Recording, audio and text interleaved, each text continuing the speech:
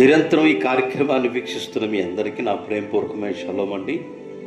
తండ్రి మనందరినీ మరొక దినాన్ని అనుకూలపరిచి మీ ముందు ఈ రీతిగా కలిసి తండ్రి యొక్క సన్నిధిలో ఈ వాగ్దానాలు చేసే కృపను తండ్రి మనకిచ్చారు.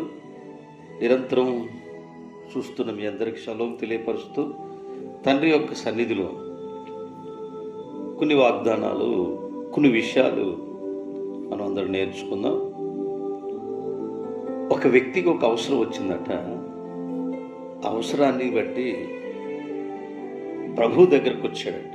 ఎలాంటి వ్యక్తి అంటే, ఏం అవసరం వచ్చిందయ్యా అని చూస్తే, అయ్యా డబ్బు కావాలంటే డబ్బు చాలా ఉంది, బలగం కావాలంటే చాలా బలగం ఉంది, ఆస్తిపాస్తులు, డబ్బు, ప్యాలెస్, తోటలు, రకరకాలైన ఎన్నో విధాలుగా ఆయనకు సమృద్ధిగా అధికారం కలిగినటువంటి వ్యక్తి, డబ్బు కలిగినటువంటి వ్యక్తి.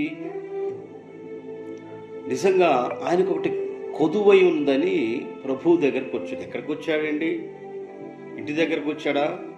ఎక్కడికి వచ్చాడంటే, యాషోవా మెస్సీయ వారు ఒక మార్గాన వెళుతున్నప్పుడు, ప్రియ సహోదరి సహోదరులు గమనించండి, ఈ వ్యక్తి గురించి ముగ్గురు రాశారు. ఎవరు రాశారంటే, మత్తయి సువార్త 19వ అధ్యాయం 22వ వచనంలోను, లూకా సువార్త 18వ అధ్యాయం 18వ వచనంలోను, అలాగే మార్కు సువార్త 10వ అధ్యాయం 17వ వచనంలో ఒక శ్రేష్టమైన వాక్యాన్ని తెలియపరుస్తున్నాడు. ఏంటయ్యానంటే,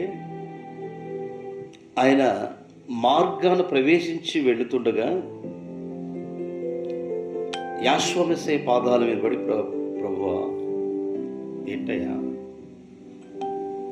ఒక చిన్న మాటకు నీతో మాట్లాడదాని వచ్చాను. ఏంటి చెప్పు?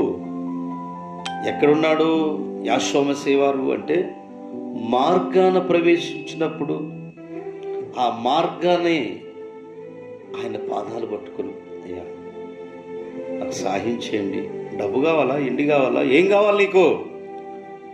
నాకు ఏది కొదువు లేదా, అన్నీ ఉన్నాయి, మరి ఏం కావాలా?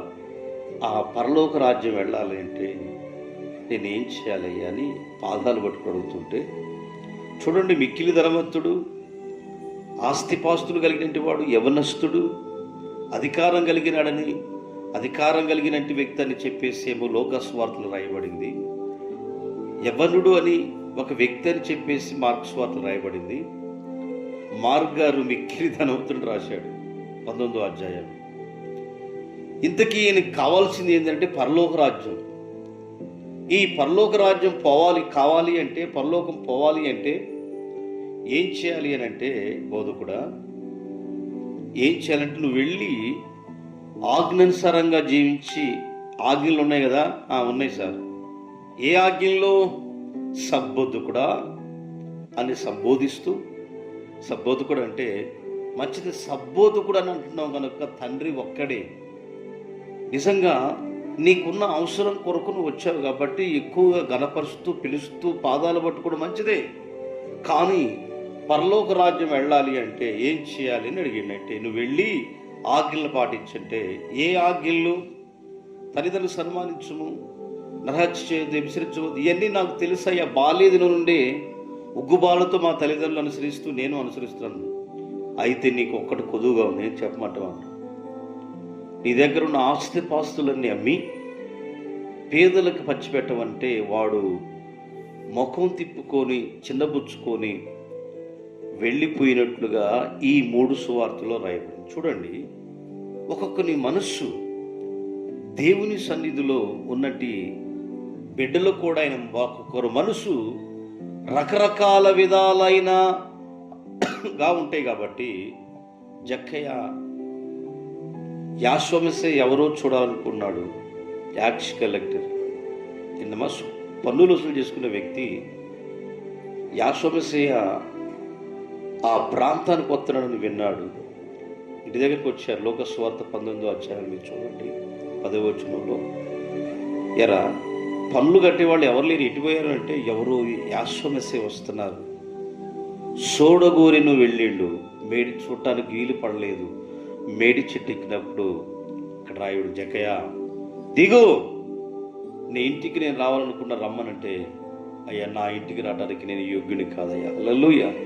మరి ఏందయ్యా, నేను ఎంతైతే సంపాదించానో అంత 4 అంతల ఎక్కువగా 5 అంతల ఎక్కువగా ఇస్తానని వారితో ఒప్పందం చేశాడు. ఈరోజు జక్కయ్య నేడు నేను ఇంటికి రావాల్సిందన్నాడు.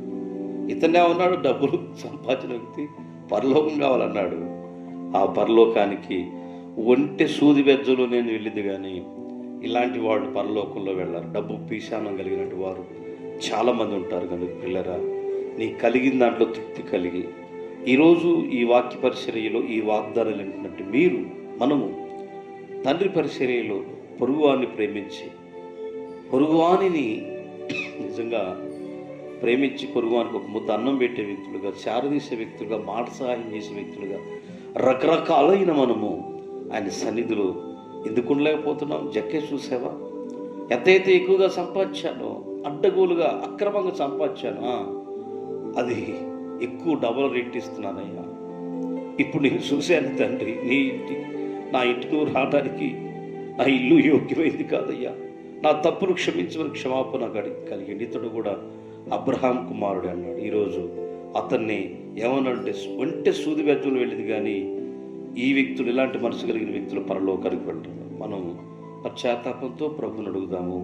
పరలోక రాజ్యం వెళ్ళాలి అంటే మన మనస్సు ఈ భూ సంబంధమైన వాటి మీద లేకుండా, గర్వించకుండా, డబ్బు ధనము ఏదో ఒక విధంగా ఇడిచిపెట్టి వెళ్ళేవాళ్ళమే. కాబట్టి మనమందరం కూడా తండ్రి సన్నిధిలో తండ్రికి, తండ్రి పరిచర్యకు ఉపయోగపడినట్లుగా, ఒక పనిముట్లుగా, పాత్రలుగా, నీకు వాహనాలు అంటే వాహనాలు ప్రభు కొరకు వినియోగపరచు, డబ్బు ఉంటే డబ్బు ద్వారా వినియోగపరచు. అలాగనే నీ పిల్లలుంటే పిల్లలు సేవ కొరకు, పని కొరకు, దేవుని పని కొరకు వినియోగించు. ఒకవేళ నీకు ఏది లేకపోతే నువ్వే నేనే అందరూ కలిసి 50 పరిచర్యలో వాడబడి ఖర్చు అవుదాం.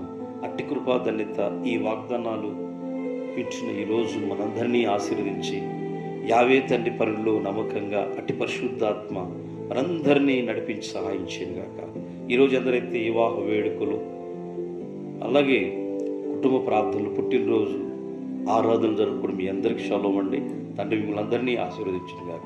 ప్రార్థన చేస్తాం. ఈ కొరకు మహాపరిశుద్ధుడా, ప్రేమ కలిగిన తండ్రి, అందరైతే ఈ కార్యక్రమాన్ని వీక్షించారు వారిని, వారి పిల్లల కుటుంబాన్ని దీవించి కృపలో బలపరచమని, నీ సన్నిధిలో ఉన్న ఆనందాన్ని సంవత్సరంతో వారిని ఆశీర్వదించమని, అస్వస్థతో బాధపడుతున్న బిడ్డలను, అనారోగ్యంతో బాధపడుతున్న బిడ్డలు సంపూర్ణ స్వస్థత ఇచ్చండి.